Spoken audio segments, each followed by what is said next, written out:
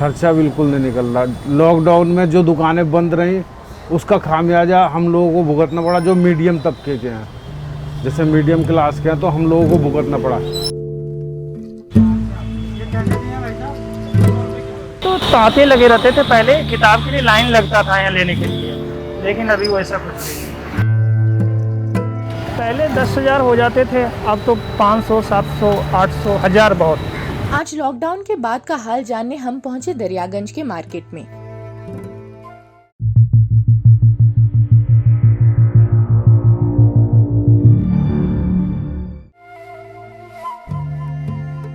Retail तो ख़त्म हो गया बिल्कुल, दुकानें खाली पड़ी रहती हैं, कोई ग्राहक नहीं है, कोई कुछ।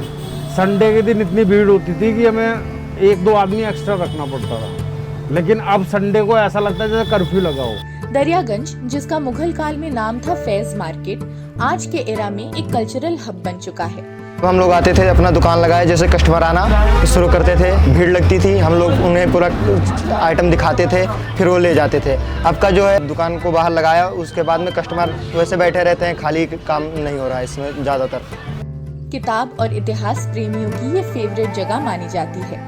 कई सालों से चल रहा दरियागंज का संडे बुक मार्केट अगस्त 2019 में बगल वाले महिला हाट में शिफ्ट करा दिया गया, लेकिन कई वेंडर्स की दुकानें आज भी दरियागंज में किताब मार्केट के ट्रेडिशन को बनाए हुए।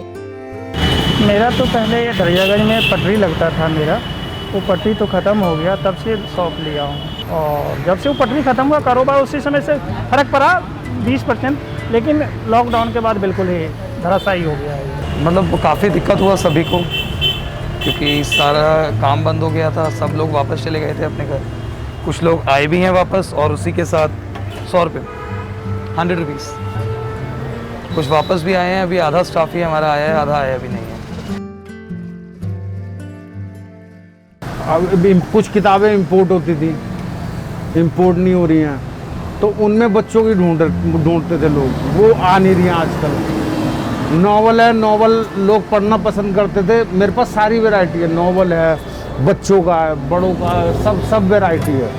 लेकिन आज के टाइम में कहीं ये लगा लो, जैसे पहले 50 लोग आते थे, आज 3 लोग, 5 लोग, या हद से हद 10 लोग। रेंट तो उतना ही है जितना था, उसमें कुछ भी कम नहीं हुआ, कुछ भी नहीं हुआ, कोई सपोर्ट नहीं मिला उसमें।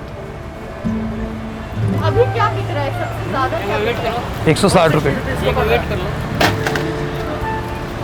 इस टाइम में सिर्फ स्टेशनरी चल रहा है, और बुक्स वगैरह पे अभी कस्टमर इतना नहीं आ रहा है। स्टेशनरी के स्कूल्स वगैरह के लिए ज़रूरत पड़ता है बच्चों को, ऑनलाइन क्लासेस के लिए, तो उसकी वजह से बिक रहा है थोड़ा बहुत। लॉकडाउन का ऑर्डर मिला कि आप लोग दुकान खोल सकते हैं, 25 के बाद मिला था हम लोगों को, तो हम लोग यहाँ 25 के बाद आए, ओपन किया। उसके बाद 15-20 दिन तक एक भी बंदे नहीं आए, अब 1-2 इक्का दुक्का तिक्का ऐसे करके लोग आ रहे हैं।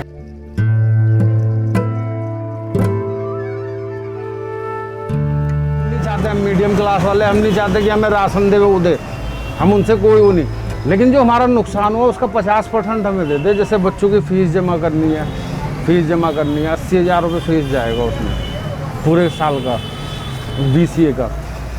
फीस में रियायत दे दे कि हाँ भाई किस्तों में दे दे, या फिर आधा माफ़ करवा दे।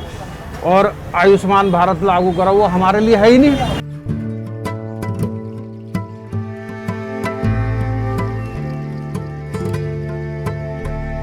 इफेक्ट तो पड़ा है कि 10 से 15% सेल रह गई है। होलसेल तो बहुत, जैसे कंटेनर का माल आता है बाहर का, अभी तो जो पहले रुका माल है वही बिक रहा है। हमारी किराए की दुकान है और 35,000 रुपये किराया है, जिसमें क्या बोलते हैं 1,500 रुपये रोज़ का खर्चा है दुकान का। यहाँ पे लॉकडाउन के बाद से 300, 400, 500 ऐसे रिटेल होती है, कभी कभार ना के बराबर होती है।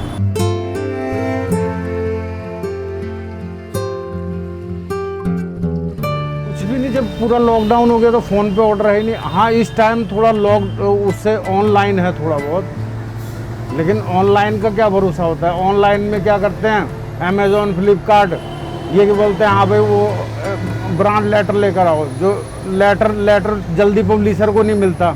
अब जो बेचारे बुक सेलर बेच रहे हैं उनको क्या बोलते हैं लेटर लेकर आओ।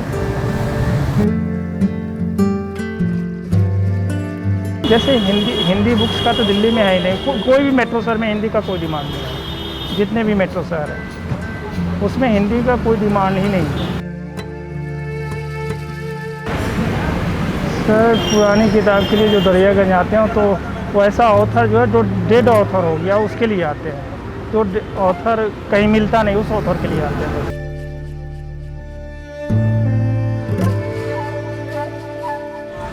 ये कैसे दिए भाई साहब? 100 रुपए किलो। ABP न्यूज आपको रखे आगे।